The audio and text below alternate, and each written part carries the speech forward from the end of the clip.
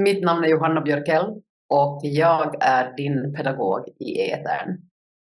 Nu ska vi prata lite om relationskompetens. Och relationskompetens är mitt forskningsområde. Jag forskar kring digital relationell kompetens hos lärare. Och relationell kompetens i allra korthet för just dig som bibliotekarie så betyder det här. Information är inte alltid det viktigaste. Lärande är inte alltid det viktigaste. Kunskap är inte alltid det viktigaste. Utan relationen föder de andra sakerna. Det vill säga, om du inte lyckas skapa en positiv lärar-elev-relation så blir det svårt med lärandet. Sidorkin 2022. Så kom du också ihåg att satsa på relationen. Det är alltså viktigare att du knyter an med besökaren, eleven, barnet, ungdomen och den äldre, än vad det är att faktiskt utföra tjänsterna som du tillhandahåller som bibliotekarie. Och ibland blir vi så fast i vårt jobb så att vi tänker att det här är det allra viktigaste. Jag har redan tidigare pratat om Aspelin 2018.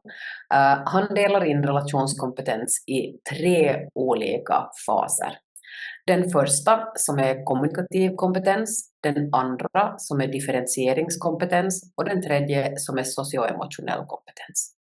Och här handlar det om att vi ska egentligen gå igenom dem en och en. Om vi börjar med kommunikationskompetensen. Kan du på ett klart och tydligt och empatiskt sätt kommunicera med besökaren? Blir det tydligt att du vill dem väl? Blir det tydligt att de är viktiga för dig? Sen då, differentieringskompetensen. Den handlar om att kan du som bibliotekarie reglera närhet och avstånd till besökaren. Det vill säga, du vill inte bli bästa vän med dem. Er relation har alltså ett mål. En utbildningsrelation har alltså ett utbildningsmässigt mål.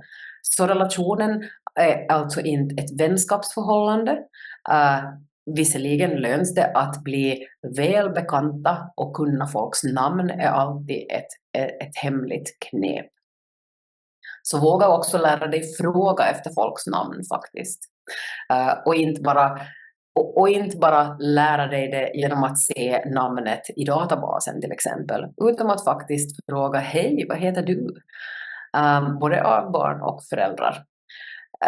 Men differentieringskompetensen handlar om att du kan heller inte vara så distanserad från besökaren bakom din disk så att den människan inte upplever att den får någon personlig kontakt med dig. För i så fall så missar du en del av det uppdrag som du faktiskt har på biblioteket.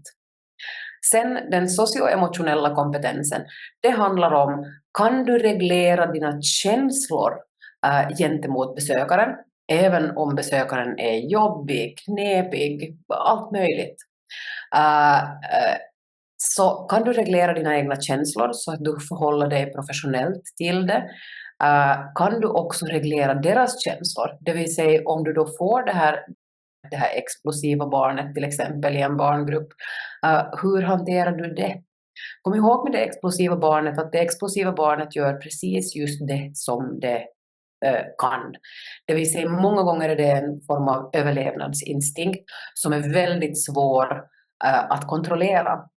Och jag brukar också säga så här, det finns inga elaka, arga, lata, arroganta, fruktansvärda elever eller barn och unga, och inte heller vuxna, utom de är bara rädda. Men de sätter på olika filter och skydd framför den här rädslan så att du inte ska kunna peka ut den där rädslan för dem. Så om du har barn som reagerar i biblioteket, en liten misstanke du alltid kan hålla i bakhuvudet kan vara, har de svårigheter med läsning och skrivning till exempel, och det gör att biblioteket känns som ett mycket farligare ställe än vad skolan kanske annars gör. Så att se bortom den där ytliga reaktionen, för att du som bibliotekarie behöver att vara inte reaktiv, utan du behöver stanna upp en stund och bli responsiv. Vilket betyder att du har tänkt på din reaktion till det här och du har valt någonting annat.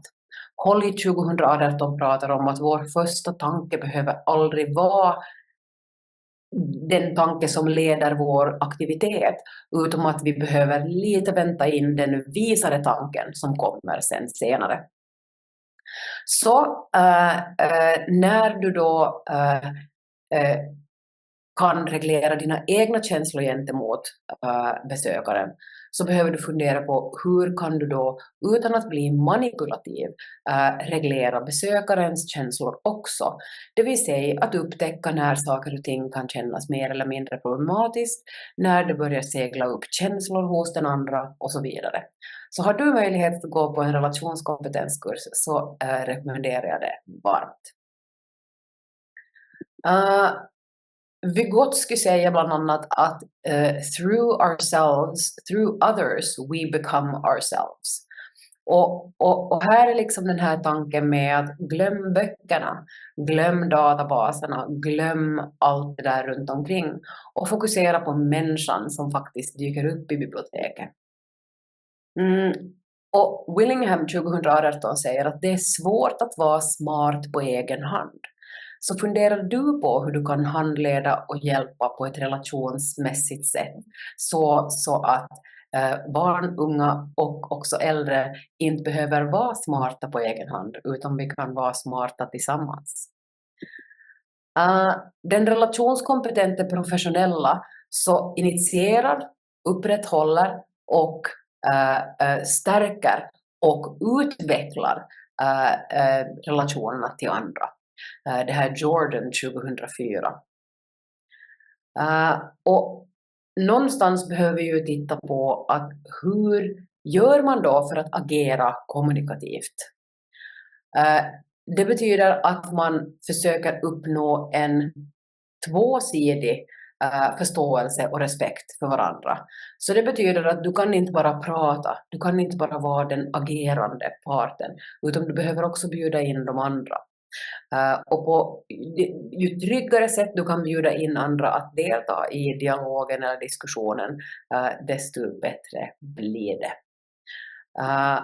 Och till sist om relationskompetens. Älska dina besökare. Och våga också visa att du älskar dem. Och jag vet att älska är ett problematiskt uttryck på svenska.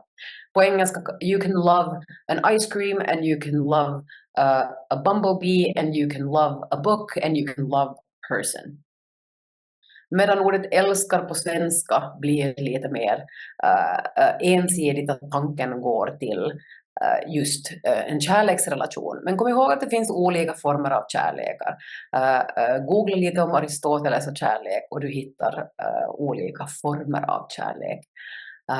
Arete, agape och så vidare. Och här finns det ju då den broderliga kärleken kanske så här. Men den månande om, caritas, när vi bryr oss om den andra och vi bryr oss om den andras välmående. Det är det viktigaste. Och det är där du kan skapa en relation. Och den relationen kan man sen bygga vidare på. Som bibliotekarie behöver du då också fundera på att dela den här caritas med dina kollegor. Vilket betyder om eleven Amina kommer in och har ett jättebra förhållande med just dig. Presentera Amina för din kollega. Bjud in din kollega i diskussionen med Amina. Så att Amina, när Amina kommer in nästa gång och din kollega finns där, också vågar ta kontakt och vara lika hjärtlig och lika villig och öppen för att lära sig av även din kollega och inte bara dig. Fundera alltså på relationerna. Och varje gång du har en grupp, fundera på hur kan jag öppna upp den här relationen gemensamt.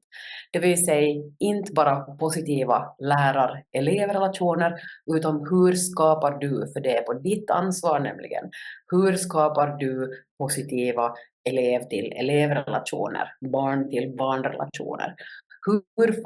Hur skulle din sagostund kunna leda till att folk får nya vänner som de kan åka hem till och leka tillsammans med?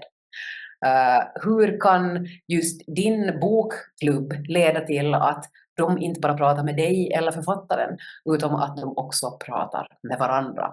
Kom ihåg att påminna om att man ska presentera sig för varandra. Så om du startar upp en smågruppsdiskussion till exempel, så säger du, första steget är alltid att man säger hej, jag heter Johanna. Och sen att diskutera vad man ska göra i den mindre gruppen. Jag önskar dig nu all kreativitet och all lycka och välgång med just ditt värv som bibliotekspedagog.